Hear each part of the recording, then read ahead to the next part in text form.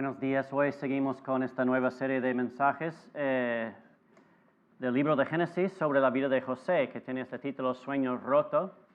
Y antes de leer el pasaje, quiero recordaros de que la historia de José se trata de muchos temas serios, del sufrimiento, sobre todo el sufrimiento y injusticia.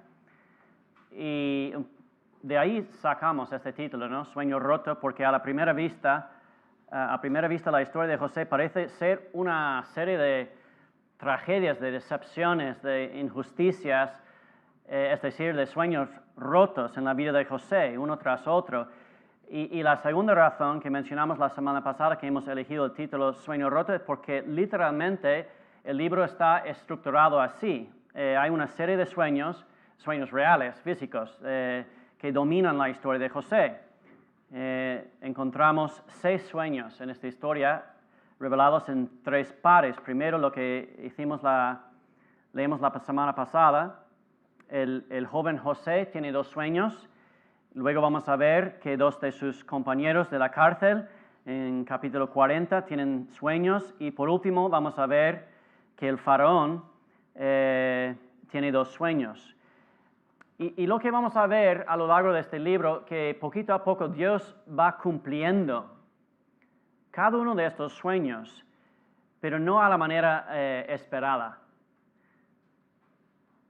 Pero sí, Dios está obrando y de hecho está revelando a través de este libro su poder soberano sobre la vida de José y su familia.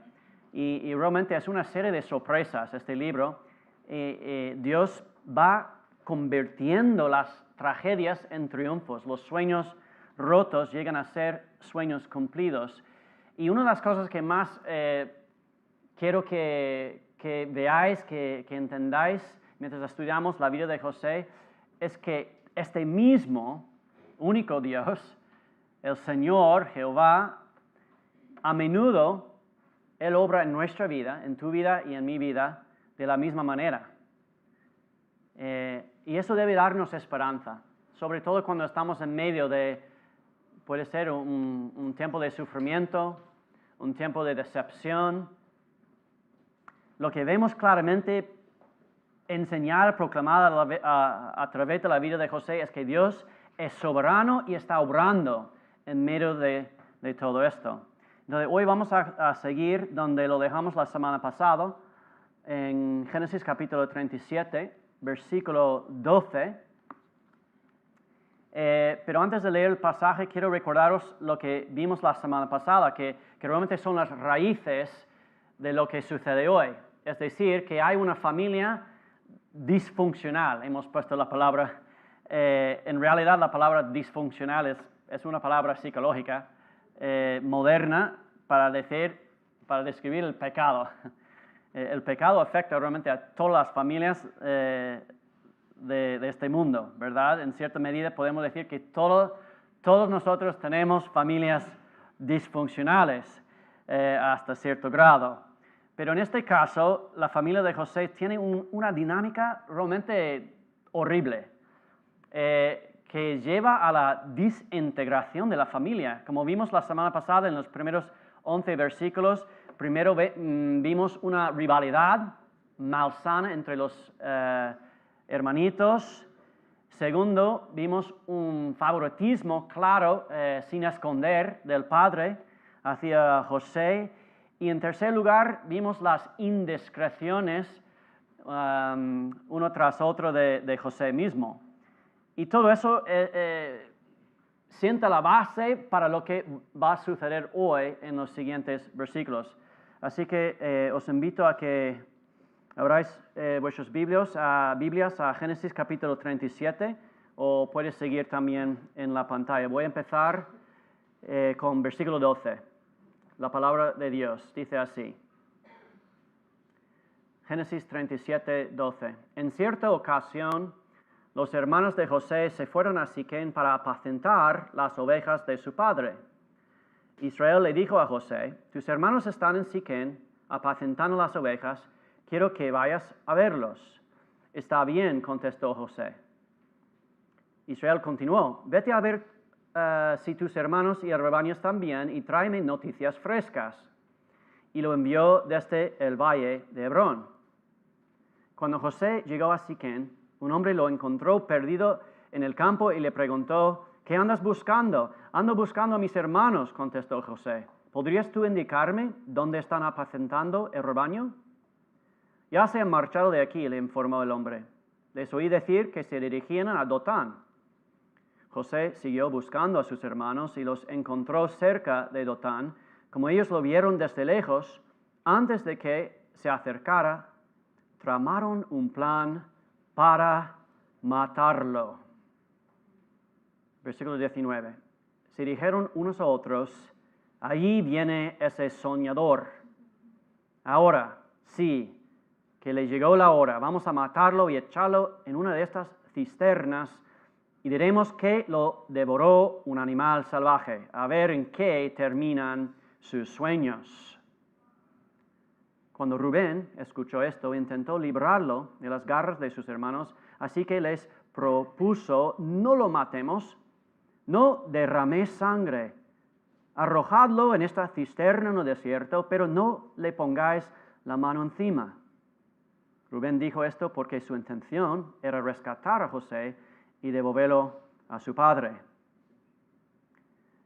Cuando José llegó a donde estaban sus hermanos, le arrancaron la túnica muy elegante, lo agarraron y lo echaron en una cisterna que estaba vacía y seca. Luego se sentaron a comer. En eso, al levantar la vista, divisaron una caravana de ismaelitas que venía de Galaad. Sus camellos estaban cargados de perfumes, bálsamo y mirra que llevaban a Egipto. Entonces Judá les propuso a sus hermanos, ¿qué ganamos con matar a nuestro hermano y ocultar su muerte? En vez de eliminarlo, vendámoslo a los ismaelitas. A fin de cuentas, es nuestro propio hermano. Sus hermanos estuvieron de acuerdo con él, así que cuando los mercaderes madianitas se acercaron, sacaron a José de la cisterna y se lo vendieron a los ismaelitas por 20 monedas de plata. Fue así como se llevaron a José a Egipto. Seguimos en versículo 29. Cuando Rubén volvió a la cisterna y José ya no estaba allí, se rasgó las vestiduras en señal de duelo, regresó entonces a donde estaban sus hermanos y les dijo, ya no está ese muchacho, ¿ahora qué hago? Enseguida los hermanos tomaron la túnica especial de José, degollaron un cabrito y con la sangre empaparon la túnica. Luego le mandaron a su padre con el siguiente mensaje, encontramos esto, fíjate bien si es o no la túnica de tu hijo.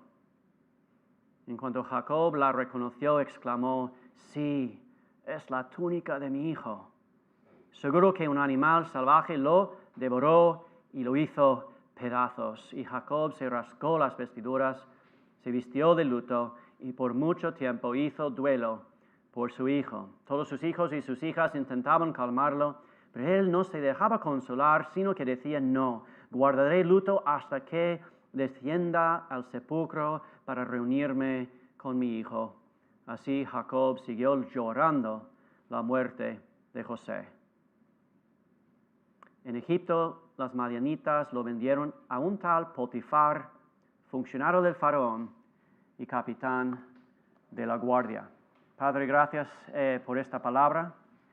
En el día de hoy, Señor, reconocemos una vez más que somos hambrientes de tu palabra, Señor. Necesitamos recibir de ti. Entonces pedimos, Señor, que tú hagas esta obra milagrosa de no solo que podamos escuchar, pero también aplicar y creer tu palabra, Señor, en nuestra vida, porque oramos en el nombre de Jesús.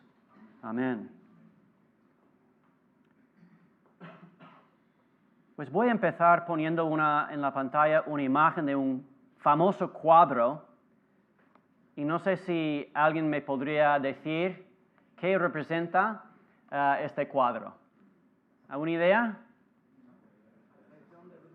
Eso. Asesinato de Julio César, ¿verdad?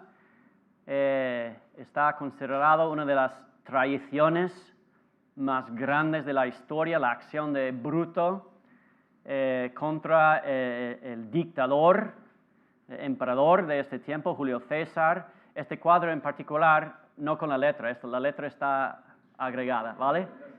Se llama La muerte de César, es del pintor italiano Vincenzo Camuccini, pero tiene esta letra et tu brute, que en castellano es tú también, bruto. Y bueno, es una frase latina supuestamente pronunciada por Julio César en el momento, ¿no?, de ser asesinado. Pero la pregunta es, ¿quién era Brute o Bruto en español? Bueno, resulta que Bruto era hijo de una mujer, Servilia, quien había sido durante varios años amante de Julio César. Es decir, que es probable que Bruto, de hecho, era hijo de Julio César, aunque nunca fue reconocido oficialmente. Aunque otras fuentes incluso dicen que era un hijo adoptado, no hijo por sangre. Ahí queda un poco de duda. De todos modos, realmente no hay ninguna certeza de que Julio César dijera nada en el momento de su muerte. De hecho, esta frase, et tu brute, apareció por primera vez en el siglo XVI y se hizo famoso en la obra, la tragedia de Julio César por William Shakespeare. Y en esta obra, pues viendo a Bruto entre los conspiradores, César pronuncia, de hecho en la obra de Shakespeare, pronuncia una mezcla de idiomas, porque dice, et tu brute, then fall Caesar, que en castellano sería, tú también Bruto, entonces muere César. Bueno, es interesante, si vamos más allá en la historia, encontramos que si realmente dijera algo, probablemente era otra frase. Porque una de las fuentes más antiguas, no, todavía no. Una de las fuentes más antiguas que tenemos es del historiador romano del primer siglo, que tenía este nombre Suetonio, y él menciona que ciertas personas afirmaron que César sí había dicho algo, pero era de otra frase, y era así, tu coque fili mi, no sé cómo pronunciar el latín realmente, pero significa literalmente, tú también, hijo mío. Qué fuerte, ¿no? Y eso es la naturaleza de lo que es una traición. Y lo que hace la traición tan difícil es que a menudo proviene de quienes están más cerca de nosotros. Y vamos a entrar en este tema un poco serio, ¿no? Un poco oscuro hoy, que es el tema de la traición. Y quiero que considere estas citas que tengo aquí. Lo peor de la traición es que nunca proviene de tus enemigos. Otra cita, hay puñales en las sonrisas de los hombres, cuanto más cercanos son, más sangrientos. Gracias, Shakespeare. O al final, no recordamos las palabras de nuestros enemigos, sino el silencio de nuestros amigos. Martin Luther King, Jr. Ahora, espero que ninguno de vosotros seas asesinado por uno de tus hijos. Eso sí es un caso muy extremo de lo que es la traición. Pero todos nosotros, en un momento u otro, hemos experimentado la traición de un tipo u otro. Aquí tenemos algunos gráficos. Todos experimentan la traición de un tipo u otro. ¿Qué quiero decir con eso? Bueno, tal vez un ejemplo muy sencillo, muy cotidiano. ¿En algún momento compartiste algo en confianza con alguien, un amigo? Solo para descubrir más tarde de que tu amigo compartió tu confesión con otros. O tal vez ayudaste a alguien. O varias veces ayudaste a alguien solo para luego esta persona se volviera en tu contra. O tal vez te encontraste en medio de un conflicto y luego descubriste de que un amigo o familiar se puso en el lado de la oposición en contra tuya.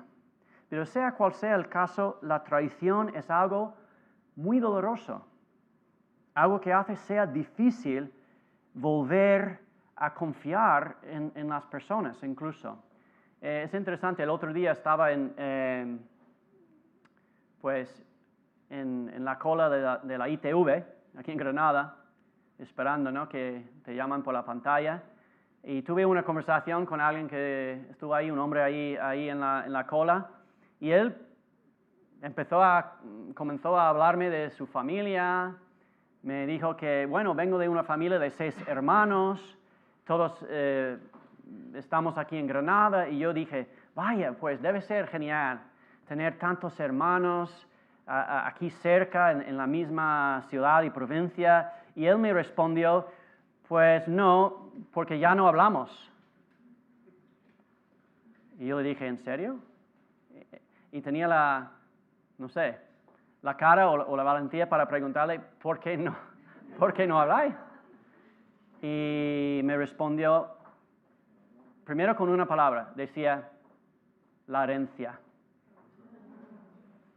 Y luego empezó a explicarme de que, y dijo, una de mis hermanas es muy codiciosa, y eso nos llevó a pelear todos nosotros como hermanos, y salió mal, y por eso yo no he hablado con ninguno de mis hermanos en más de 7 años, me dijo. Hermanos, qué triste. Y te digo que lamentablemente no es algo fuera de lo común. Así que en la historia de José, en versículo 12, vemos una situación grave. Bueno, tenemos los hermanos mayores de José pastoreando los rebaños como era su vocación, pero luego en versículo 13, José recibe algunos órdenes de su padre, Israel o Jacob. Tiene dos nombres. De ir y ver cómo están sus hermanos mayores y luego llevar un informe a su padre. Y es interesante para mí porque es claro, ¿no? Está claro que la historia enfatiza, como mencioné la semana pasada, que José era el hijo favorito de su padre.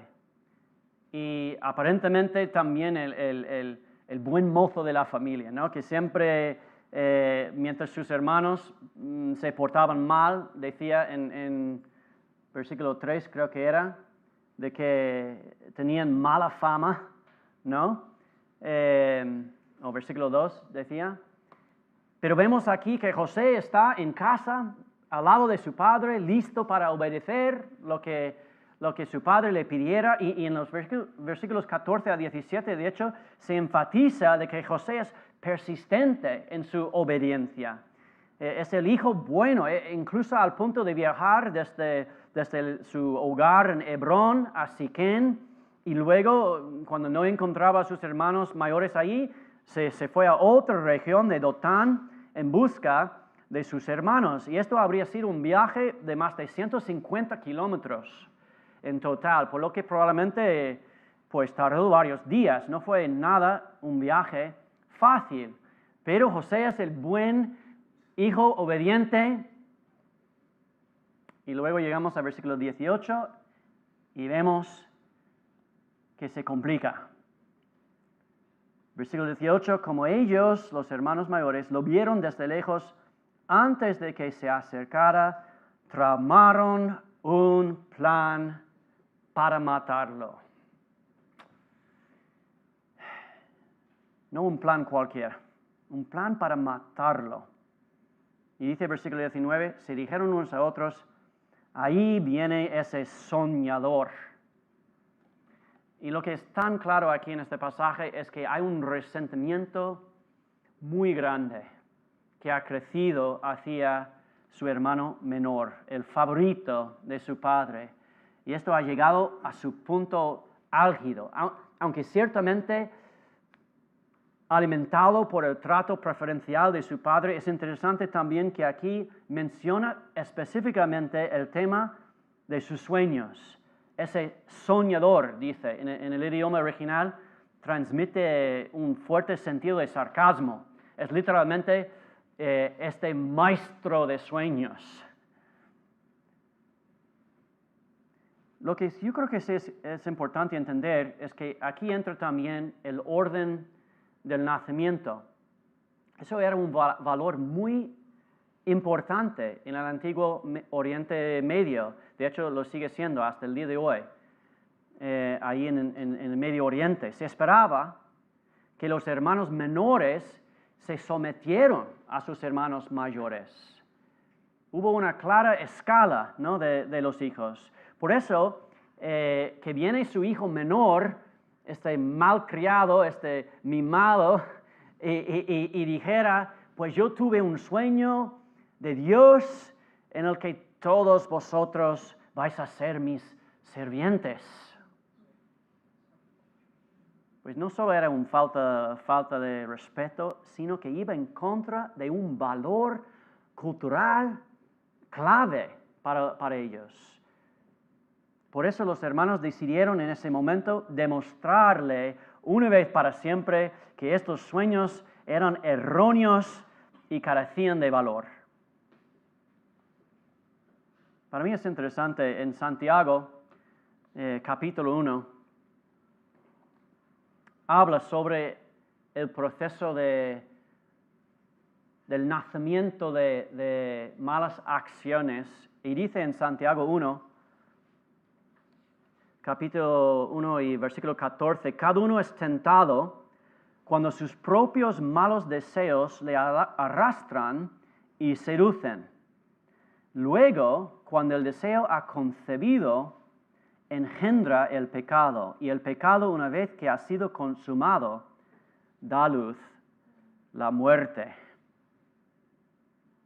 En otras palabras, siempre hay un proceso, un precedente para las malas acciones. Primero se planta una semilla de deseo y eso brota en una planta de pecado y eso lleva al final a la muerte. Y lo que podemos asumir aquí es que los hermanos habían estado hablando entre ellos, plantando estas semillas de rencor, de odio hacia su hermano menor. Habían despertado estos malos deseos y ahora esos malos deseos están engendrando el pecado que literalmente, si se salieron con la suya, van a dar luz a la muerte, incluso a la muerte de su hermano malcriado y mimado. O sea que iba a llegar al fratricidio, asesinato de un hermano de sangre, un pecado horrible en cualquier cultura. Es una traición de la más alta magnitud. De hecho, dice en 1 Juan, versículo 3, y versículo 15, dice sobre odio hacia un hermano. Todo el que odia a su hermano es un asesino. Fuerte palabra. Y sabéis que en ningún asesino permanece la vida eterna. Pues escribiendo sobre este pasaje de José, el pastor de la Reforma, Juan Calvino, describe la severidad de su crimen de esta manera. Entre los paganos, escribe, si en cualquier momento un hermano asesinaba a su propio hermano, tal impiedad era tratado con la mayor severidad. para que no se convirtiera en un ejemplo para seguir. Pero incluso en la historia secular no se encuentra tal cosa como que 9 hermanos conspiraron juntos para la destrucción de un joven hermano inocente, y como bestias salvajes lanzaron sobre él con manos ensangrentadas. Por lo tanto, una furia horrible y hasta diabólica tomó posesión de los hijos de Jacob, y habiendo dejado de lado el sentido de la naturaleza, estaban así preparados cruelmente para enfurecerse contra su propia sangre. Ahora vemos, si no fuera por la intervención de Rubén, el hermano mayor, esta historia termina ahí. No hay más historia de José. Pero, gracias a Dios, en versículo 21 vemos que Rubén interviene para evitar este mal tan grande y convence a sus hermanos de no matar a su hermanito José. No solo eso, sino que Rubén dice, planea rescatar a José y devolverlo a su padre. Versículo 21, cuando Rubén escuchó esto, intentó librarlo de las garras de sus hermanos, así que les propuso, no lo matemos, no derraméis sangre, arrojadlo en esta cisterna desierto, pero no le pongáis la mano encima. Y luego tiene esta frase de explicación, Rubén dijo esto porque su intención era rescatar a José y devolverlo a su padre. Ahora es interesante porque no sabemos realmente la motivación de Rubén. Tenemos que adivinar un poquito. Tal vez siente cierta responsabilidad como el hermano mayor, ¿no? Un poco encargado de lo que iba a suceder, de sus hermanos, responsable de cierto modo para sus acciones. Por cierto, sabemos que Rubén no era un hijo perfecto, ni podemos decir muy bueno. De hecho, en Génesis capítulo 35, 2 capítulos antes, leemos de que Rubén había cometido un pecado muy grave dentro de la familia. Capítulo 35, versículo 22, dice así, mientras vivía en esa región, Rubén fue y se acostó con Bilha, la concubina de su padre. O sea que hijo muy bueno no era. Acostarse con una de las esposas de su padre. Horrible. Pero, de hecho, posiblemente Rubén incluso estaba motivado en parte para tratar de recuperar el favor de su padre que había perdido, ¿no? Allí en el capítulo 35. Pero sea cual sea el caso, afortunadamente Rubén interviene y evita un final trágico. En lugar de matar a José, los hermanos siguen el consejo de Rubén, lo arrojan a la cisterna y vemos pues realmente cuán enojados estaban, cuán profundamente el mal se había apoderado de sus corazones, porque el lenguaje aquí en este pasaje es gráfico. Despojaron a José de su túnica y dice que se sentaron a comer, como que no tenían ningún remordimiento. Dice en versículo 23, cuando José llegó a donde estaban sus hermanos, le arrancaron la túnica, muy elegante. Lo agarraron y lo echaron en una cisterna que estaba vacía y seca. Luego se sentaron a comer. Mucho rencor tenían y poca conciencia. Y lamentablemente Rubén nunca logra llevar a cabo su plan de rescatar a José del pozo y devolverlo a su padre, porque no sabemos exactamente cómo sucedió, pero en algún momento, cuando Rubén se separa de sus hermanos, otro hermano, Judá, interviene y sugiere otro plan malvado. Dice, ¿qué tal si vendemos a nuestro hermano como esclavo? Está llegando esta caravana de mercaderes y lo vendemos. Y los hermanos aceptan este plan y por 20 piezas de plata, José es sacado del pozo y vendido a los ismaelitas. Y así vemos que este maestro de los sueños se convierte en todo lo contrario. Un esclavo, no un maestro. Y con los sueños destrozados. Y los hermanos, supongo, se regocijan en su traición y su triunfo sobre su hermano malcriado y arrogante. Ahora, queda un gran problema por resolver. No sé si estaban pensando con mucha antelación, pero de repente a alguien le ocurre la pregunta, ostras, ¿qué vamos a decir a nuestro padre? Hay que inventar alguna historia, hay que dar alguna explicación por lo que, por la desesperación de su hijo. Así que es interesante, ¿no? Como sucede tan a menudo, pues un pecado lleva a otro.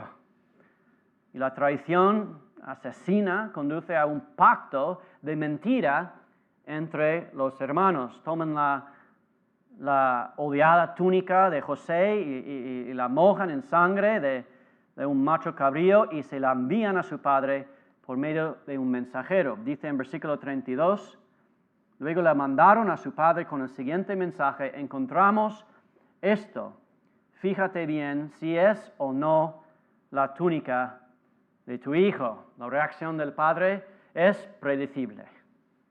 De hecho, sus palabras, se puede imaginar la angustia, la emoción de sus palabras en versículo 33. Sí, es la túnica de mi hijo. Seguro que un animal salvaje lo devoró y lo hizo pedazos. Y Jacob está convencido por la mentira de que su hijo está muerto. Así que esta familia dividida ahora está destrozada. Y la verdad que desde visión humana todo parece realmente mala la situación, sin esperanza. Por cierto, es interesante un comentario aquí. No sé si te acuerdas de la última serie sobre la vida de Jacob, pero durante toda su vida, ¿qué era? Era un engañador. De hecho, tal vez recuerdas de que su nombre original, Jacob, tenía un significado que era agarrador del talón, que era una frase en el idioma original del hebreo que significaba engañador. Y es cierto que Jacob engañó tanto a su propio hermano Esaú como a su padre Isaac para reclamar la bendición de la primogenitura, pero aquí en un giro irónico del destino, el agarrador del talón, el maestro engañador, es engañado por sus propios hijos. El que traicionó a su familia ahora es traicionado por sus hijos. Y bueno, había dicho al principio, o sea que os había advertido, eso es una historia seria, un tema grave, una historia trágica, pero por supuesto sabemos que este no es el final de la historia. En las próximas semanas veremos algunos giros sorprendentes en esta historia, pero no quiero adelantar lo que es por venir. En vez de eso, quiero que pensemos en esta mañana cómo sería ser José. ¿Cómo sería ser José? Aquí está, un joven lleno de sueños, expectativas, esperanzas, y ahora arrojado en un pozo por sus propios hermanos, vendido luego como esclavo y llevado a quién sabe dónde. Y no sé qué os viene a la mente pensando en en cómo sería ser José, pero tal vez incluso mientras hemos hablado sobre este tema de la traición,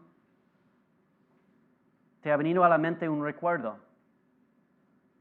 Tal vez una ocasión en la que tú fuiste traicionado por un amigo o un familiar o alguien de la iglesia incluso. O tal vez te encuentras en medio de una situación ahora mismo en tu vida.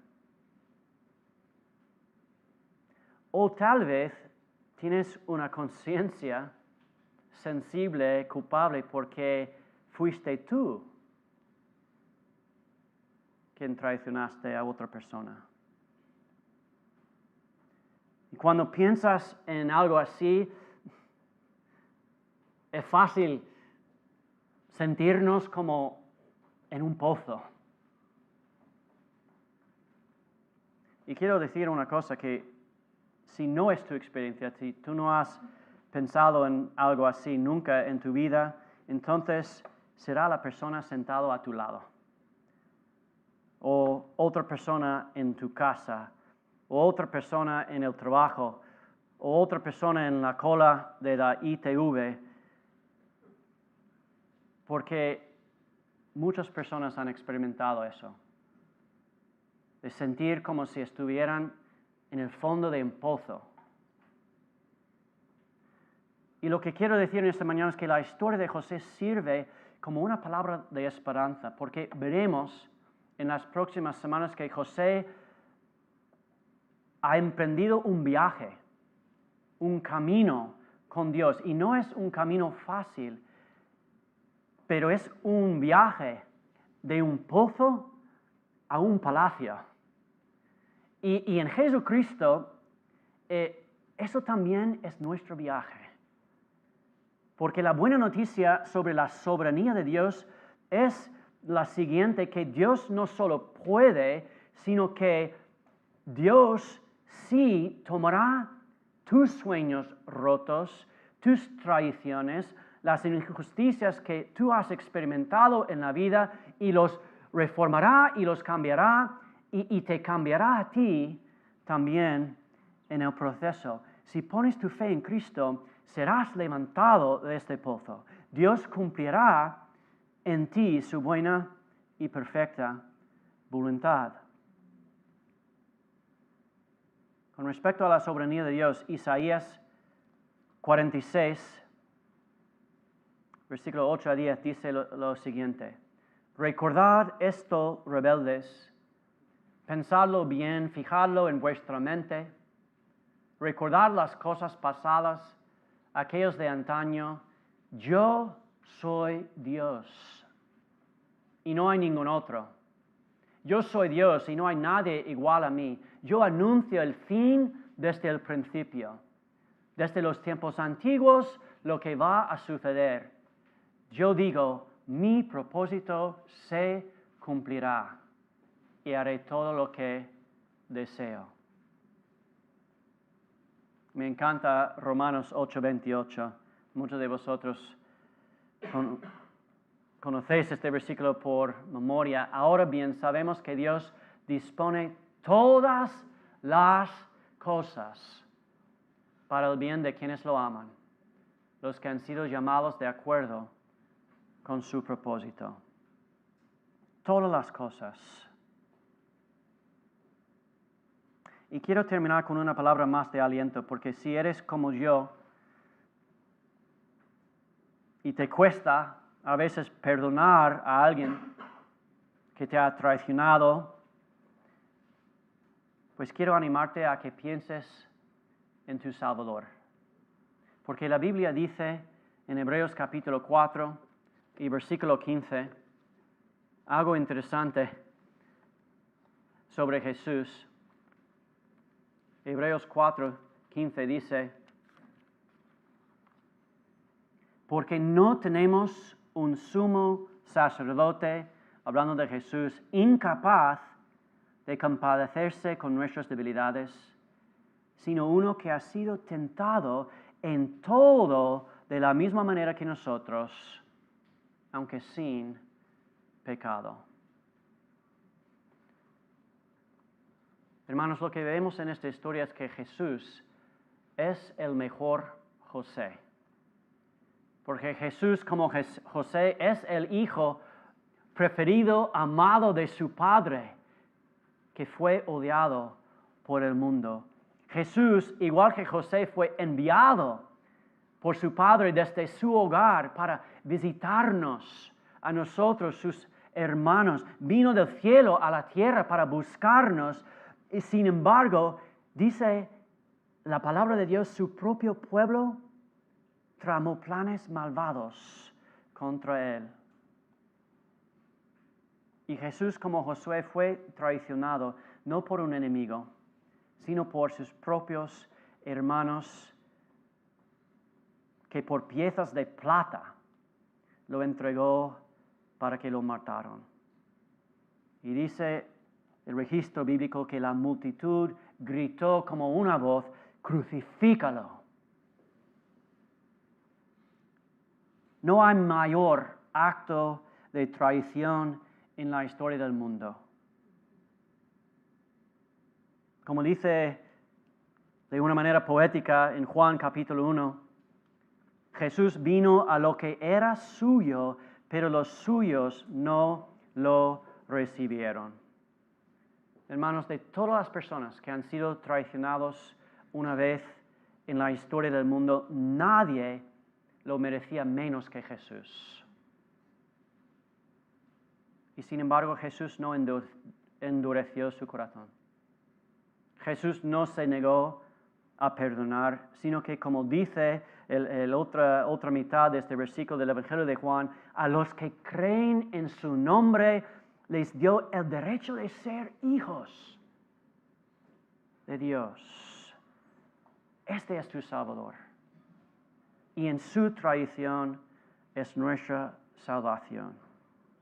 Su Espíritu también vive dentro de nosotros, puede darnos ese mismo poder para perdonar, para tener esperanza en medio del pozo, para tener la seguridad de que igual que Cristo seremos levantados y seremos hechos como Él. Y que sus planes perfectos prevalecerán en nuestra vida. Padre, gracias por esta palabra de esperanza. Gracias por estas historias tan reales. Son a veces sorprendentes ver en tu palabra historias tan dolorosas, tan complicadas, pero luego nos da cuenta de que es porque este registro, tu palabra, es de la vida real, Señor. Entonces, gracias, Padre, por darnos esas historias de nuestros antepasados espirituales y pedimos, Señor, que ahí hay lecciones que podamos aprender, hay verdades que nos da esperanza y sobre todo, Señor, que podamos ver el rastro de Jesús, Señor, en toda tu palabra. Señor, perdónanos cuando nosotros faltamos el perdón. Señor, cuando nosotros nos sentimos tal vez desesperados y no confiamos en ti, de que incluso en los momentos más oscuros y las traiciones más fuertes de nuestra vida, Señor, tú estás ahí obrando. Señor, danos esta fe que faltamos. Levanta nuestros ojos, Señor, y danos este regalo de fe, Señor, para que pongamos nuestros ojos en Jesús, nuestra mirada en la cruz de Calvario. Padre, porque oramos en su nombre. Amén.